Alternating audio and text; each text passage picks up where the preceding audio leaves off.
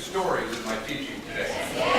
Is it okay if I maybe ask you at some point to turn and find an interesting and intelligent-looking adult for a brief moment of conversation?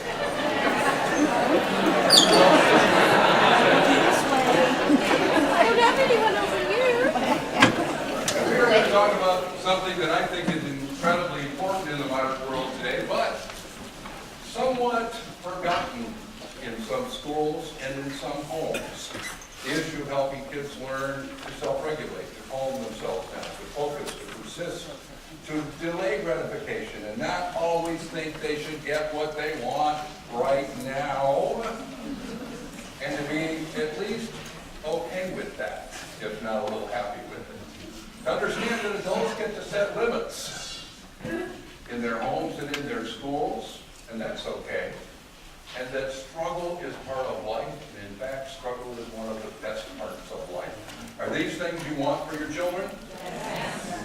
And yet, we live in a world where there are more children that are struggling with self-regulation than we have ever seen before. Some of them even come to your schools. These beautiful children, as advantaged neurologically, with affluence, with opportunity as any children on the face of this planet. And yet, some of their families struggle with self-regulation, some of these children struggle with self-regulation. And because of the world and who we are today, some of us have fallen into a race of sorts, a race to cover lots of content and get ready for tests and admission processes and all kinds of wonderful intellectual pursuits, which in fact will be diminished over the life of the child if we don't help this child become incredibly self-regulated. Are you noticing kids in school, kids in the neighborhood, kids in the community that struggle with some of these things? I am as well. It wasn't too long ago, I was getting ready for a trip. I was going down to Mississippi, and I went up to the dry cleaners to pick up a few things in preparation for my trip. I had a few things to pick up. I know this dry cleaner pretty well. A couple of my daughters have worked there. So I know the routine. I went in and I gave this very nice-looking young man behind the counter my receipt, a ticket. And he looked at it and went to get my thing. He looked pretty good. He had nice clothes on. He had a nice smile. He was engaging. He chatted with me a little bit. He went to get my items. There were 4 on the list. He got 3. They all looked like mine. He was looking for the 4th number on the list. He couldn't find it. Seemed to be getting a little frustrated. Started muttering to himself. Started to bang the counters a little bit. Started to move the things around in a kind of a frustrated, disjointed kind of way. I was watching this kid have a little bit of a meltdown in front of me. Finally, he grabbed a packet of clothing that included a pinkish skirt. I was fairly sure it was not mine. He brought it over and he hung it on the rack next to my other things. I said, I'm not sure that was mine. Would you check? He looked at the number, it wasn't that. He put it back. Actually, he threw it in the corner. And he went to find the other one. He couldn't find it. The owner of the dry cleaners noticed that there was something amiss. She came over to help. She started to look for the number. She couldn't find it on the rack. She looked up on the ones that he had already placed near the counter. And sure enough, there it was already. He had simply skipped over one. Somehow couldn't calm himself down enough to follow a 4-step path. I wondered what was going on. He looked so good at first impression. Then I went all the way down to Mississippi. I get to work in some very interesting places, and I got to tell you that you are among my 2 favorite audiences in the world. One is affluent communities, both parents and teachers, representing the kinds of schools that you folks are privileged to work in. My other favorite community, my other favorite place to go are some of the poorest places in this country. I was headed down to one of those in central Mississippi.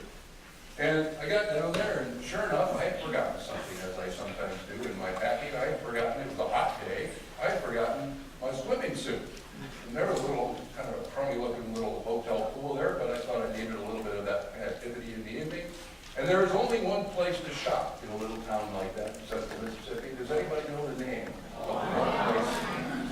You knew. In fact, how many of you think going to Walmart at about 10:30 at night, walking around, is an interesting opportunity for observation?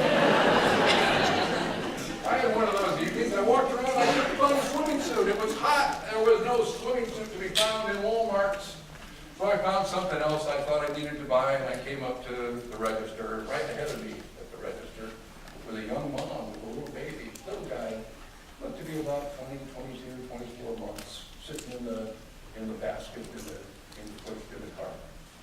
And you know, they designed those checkout stations in a very interesting way.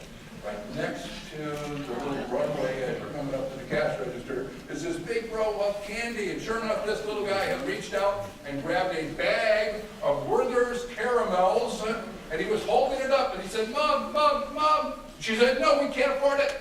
Put it back." He said, "Mom, Mom, Mom." She said, "No, we can't afford it. Put it back." She reached over to take it away from him. She came close to him, and he took the bag of hard Werther's caramels and whacked her right over the head. At which point she got angry. She jumped back. She said, "Don't you hurt me. Don't you hurt Mommy." And then she got a different voice on it. She came close. And he whacked her over the head again. She got angry. She begged. She got angry. She begged. I watched this happen, honest to God, 13 times.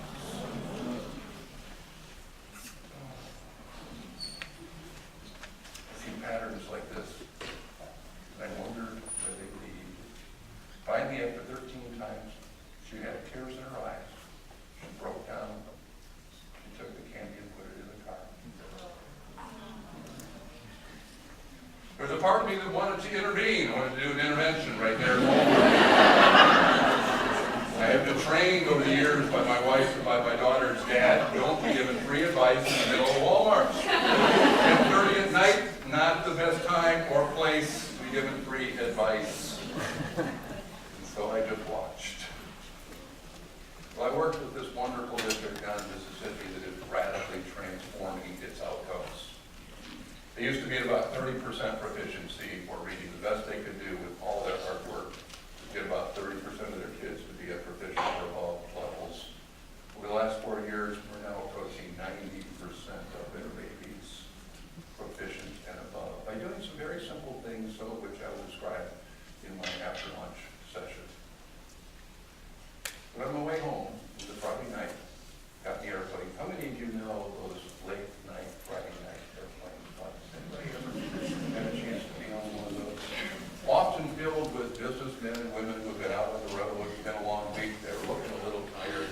There is a very quiet energy on those flights. Sure enough, I got lucky that night because I travel frequently. I get a few frequent flyer miles. And once in a while, not all the time, once in a while I get pumped up into those big seats. And they're a little extra space and a little more comfortable, and that's kind of nice. I settled into a big seat up front that night. Next to me, there was this very lovely, articulate woman. She's the owner of the business. She's been out traveling. We did a little bit of what I call airplane conversation. Airplane conversation is, who are you? What do you do for a living? Do you have a family? Okay, now shut up and leave me alone so I can take a nap or read my book. A little bit of get to know you, and then some quiet time. I explained to her what I do. She told me about what she does. I told her about my family. She told me a little bit about hers. The airplane took off. It was quiet. I decided to turn off the light and see if I could catch a little nap. But right before I did, she turned with me to me, and there were tears in her eyes that night. She said, "You love your kids and family?" I said, "Yeah." "Can I talk with you about my 20-year-old boy?" In the back of my head, I was going, "Oh shit."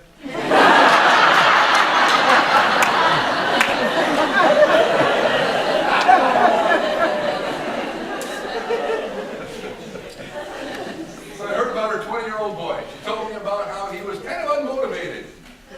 Back in elementary school, middle school, it took a lot of work on her part to get him organized every day, to get him to turn in his assignments. And he just, she had to sit with him and do his homework every night. And sure, yeah, sometimes she wrote his papers for him. And sure, sometimes she did his math problems for him and all of that. But, he was doing okay. And then he got to high school, and there was that little drug problem with the police. But they hired one of those really good lawyers. Do you have lawyers out here that advertise on TV? Guess she found one of those, and sure enough, they went in and straightened those school people out. kept those cops in line so their kids wouldn't be too sad and wouldn't be too upset, wouldn't get in too much trouble. And he was especially unmotivated in high school. And he just didn't want to seem to do things. And he finally, after 4 years, with an awful lot of help from mom and dad, graduated with a C- average from high school. Did you know in America that there are colleges and universities that will gladly accept a C- student if you are willing to pay enough tuition? Did you know that? And sure enough, they found one of those colleges or universities for him. And you know, they didn't want him to be stressed too much, so the summer before college, he didn't have to work or anything. And I want you to understand, he has one of those nice cell phones and cell phone plans, and he has all the nicest technology that any kid could ever want to have. And he has wonderful computers, and he has opportunities to travel. In fact, they have a wonderful little brand new lease car they have gotten for him because they wanted to have something reliable at college. And he's not working because you're only a kid once. We don't want you to be too stressed. And that summer there were a few problems. There were nights he didn't come home. They didn't think too much about it because, it's getting ready for college and, they got to learn to stand up and be on their own. She thought, as an excuse, she wrote it off. Went off to college because she loves him so much, she called him every single day.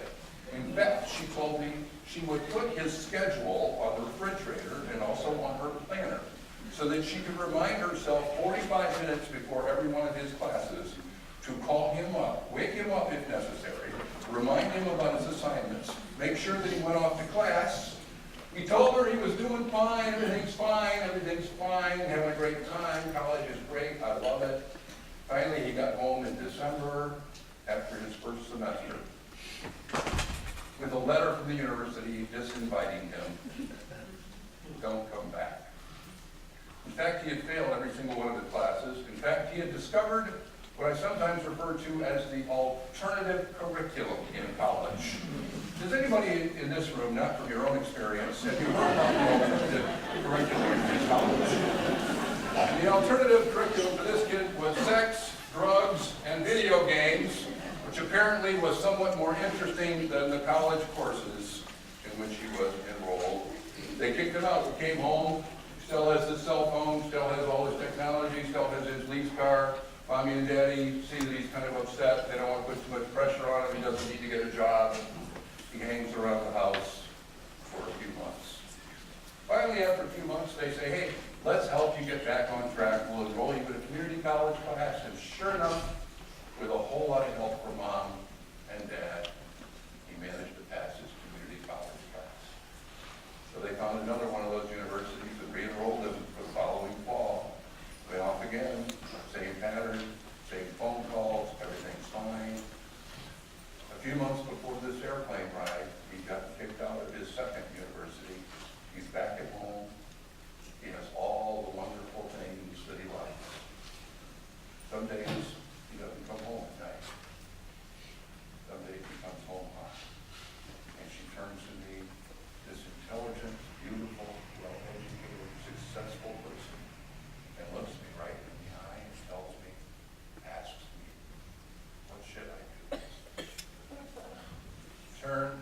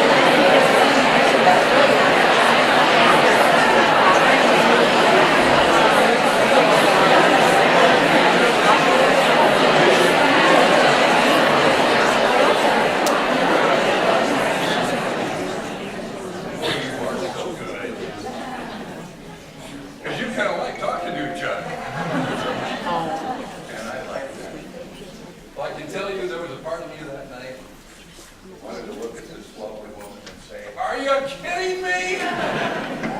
How do we get so off base? How do we lose our way?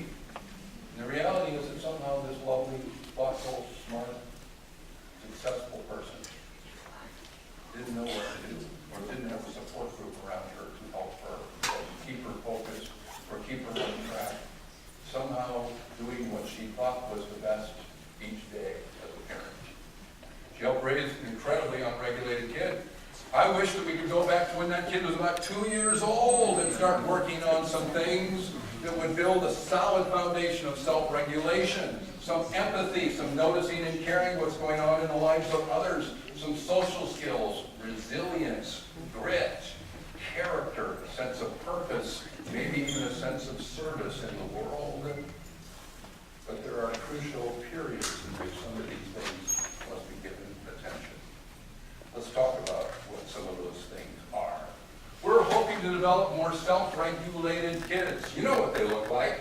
These are the kids who can calm themselves, even when they're a little upset, even when you tell them to do something and they don't like it. They can calm themselves and deal with it. They can persist. They can focus on the right things. They can wait. They can delay gratification. They don't always need to get what they want immediately. They know that they can set some long-term goals and hang in there and keep working towards those goals. How many of you in life have occasionally set a goal that took a week or more to reach? A month, a year, a decade, a lifetime. Do we have kids that will have the grit and the character to hang in there and do important things for weeks or months or years or decades or lifetimes? These are the kids who are able to respect adult authority. These are the kids who build a foundation of being able to notice what's going on inside of other people. That's the foundation for empathy, which leads to all social skills and all emotional intelligence. These are not insignificant things, and yet in the modern world, there are many forces that are working against or creating an absence of learning experiences that would help develop some of these skills. I want to talk to you today about the important sequence of things that must be given attention, some of them at critical periods of time, if we are to develop a nation of, or a generation of, or a group of young men and women that truly have self-regulation skills and empathy, social skills, and grit and character, and the resilience to deal with tough stuff.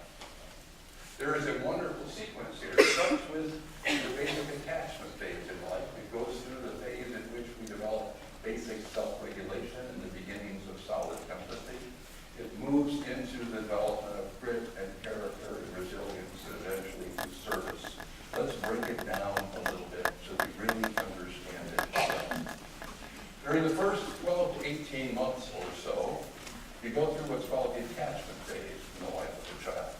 This is the time during which you hope and pray kids develop that complete and absolute sense of trust in their primary caregiver, in their secondary caregivers, and eventually in the world. The primary caregiver, usually mom, sometimes not, sometimes dad, sometimes others. But usually one person who is the primary person there and available. When I'm cold, somebody cuddles me and warms me. When I'm hungry, somebody comes along. When I'm wet, somebody comes along and helps with that. When I'm bored, when I need attention, when I need touch, when I need that sense of love, there is someone who fills that space for me. After a little while, if you are lucky, this baby and this primary caregiver, let's just call her mom, build this sense of connection so that this kid feels, I can count on you, you're there for me, you're part of my life.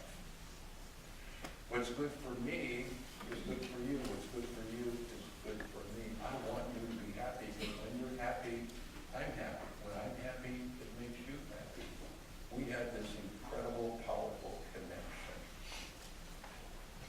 Lacking this connection, kids develop a sense of insecurity, or in some cases, in severe cases, a lack of attachment leads to serious things like what's called reactive attachment disorder, the beginnings of sociopathic tendencies. When kids are in this phase, there are a bunch of things that can disrupt the attachment. One of them is lack of presence, or inconsistent presence, or not with you emotionally or physically. One of the things that can interrupt this process is any kind of abuse, physical abuse, emotional abuse, sexual abuse. One of the things that can disrupt this process are things like chronic illnesses or pains or separations. Some of you may remember back in the late 50s and early 60s in this country, when kids were born premature, they were typically put into incubators, set away from everybody else in a very antiseptic kind of environment. There was no touch, there was no talk. Nobody was allowed in there. There wasn't interaction, there wasn't touch, there wasn't a sense of presence, there wasn't a human voice, there wasn't a mom, there wasn't a sense of caretaker. What happened to many of those babies? Many of them failed to thrive. A lot of them died. Some of them were cognitively delayed or physically delayed. We didn't know. After a little while, we figured it out. This is not a good medical approach. And now we have very different approaches for how we handle preemies. Some of you may remember the late 80s, early 90s over in Eastern Europe when, after the fall of the Soviet Union, there were a whole bunch of kids that moms and dads, because of the incredible poverty over there at that time, could not take care of, and the orphanages became overly full. There might be literally 200 or 300 kids in one ward, in one orphanage. They didn't have good resources, they didn't have enough staff, they were doing the best that they could. But many of those kids stayed in cribs or cradles for the first couple of years of their lives. Literally didn't get out and get on the floor, got very little touch time, very little talk time, very little interaction time, very little social bonding. Some of those kids died. Lots of them became cognitively or physically handicapped. Some of them that did survive turned into little sociopaths, manipulators, with that basic sense of insecurity that says, I really can't trust a primary caregiver. I can't trust secondary caregivers. I can't trust anybody. I have to manipulate constantly to take care of myself. And they go through life that way. I'm pretty sure that's not a healthy or a happy way to go through life. Fortunately, there are relatively few sociopaths or people with a true reactive attachment disorder in this world. But in the modern world today, there are lots of kids who have what we call partial or incomplete attachment. There is a sense of a primary bond, but it's not complete and absolute trust. It's not the kind of trust that says, I absolutely know you're there for me, emotionally and physically. It's not the kind of trust that extends to a larger group of people. It's not the kind of trust that extends to life. And so those people, to one degree or another, walk through life with layers of insecurity that compromise relationships and compromise their sense of who they are in the world in some form for a long period of time. They are more distrusting and to some degree more manipulative because of that basic insecurity. It's not a sociopath, but it's a person with compromised sense of trust as they go through life. That's a serious thing. Hopefully, during the first 12 to 18 months, kids are getting that kind of attachment that allows them to be fully ready to engage in the self-regulation phase. Self-regulation is basically occurring all the way from birth. Optimally, the range of years in which optimal self-regulation is occurred, let's talk about emotional self-regulation here specifically. Optimal emotional self-regulation occurs based on the experiences and the foundation of skills that are built in the first 4 years of life. That's both good news and bad news. That means if I'm starting to work with a 4 or 5-year-old, they are not in the optimal neurologic phase for the development of self-regulation, self-calming, persisting, focusing, struggling, waiting, delaying gratification, being okay with all of that. But the good news here is they are still fully capable of learning self-regulation. It's just no longer quite as easy as it would have been if we were giving attention to these things in the first 4 years of life. In fact, I'm going to say categorically, we can still very successfully help kids learn to self-regulate all the way through the onset of adolescence. After adolescence, it gets a if there is not a solid foundation of emotional self-regulation that has been established before that, it gets really tough to change outcomes for young men and young women after adolescence without that foundation of self-regulation. How do we develop some of these things? They're pretty darn important. How do we develop the capacity of a child to self-calm? Imagine a mom putting a baby down. If I'm calm, and I get the baby calm, and we have a nice routine, and we read, and we snuggle, and we hug, and you're fed, and you're dry, and you're happy, and I put you down, and give you a little kiss, and I say, I love you, good night, go to sleep, I don't want to see you till morning. Could that be a nice thing? Yes. How do we help kids learn to delay gratification? Mom, mom, mom, mom, mom, mom. Be glad to talk with you when I get off the phone. I'm hungry, I need a snack now. Sorry, sweetheart. Be glad to give you some food in about 10 minutes. I'll have dinner ready. They don't have to like it. Are these, in fact, wonderful learning opportunities in the lives of children? Two kids are quarreling over a toy. Brother and sister are quarreling over a toy. Good thing or bad thing? From a self-regulation perspective, a wonderful thing, because they're going to have to learn to work it out. They're going to have to persevere. They're going to have to, somebody's going to have to wait and not get what they want right now. There are all kinds of dynamics going on. And guess what happens if we take away the struggle? If we give everybody the toys, if we give them a world of video entertainment, how about the issue of boredom? How many of you think kids should spend a little more time being bored and figuring it out on their own instead of constantly having adults hover around them and give them everything that they need? Oh, don't worry, sweetie, I'll buy you a new game. You won't be bored. You already have 700 games, but apparently they're not enough for you. I'll buy you one more. Parents do things like this out of love. But it is also out of ignorance, is it not? Not understanding that the kinds of things that allow self-regulation to develop during these early years, in fact, lay the framework, the foundation, set the tone for the rest of this kid's life. Self-regulation, if you're lucky, developed in these early years and throughout the years leading up to adolescence. And if you have that basic sense of self-regulation, you might be one of those kids that goes out and tries things and challenges in the world and comes up with new ideas and decides to be adventurous and takes things on. Do you all know the look of those kids?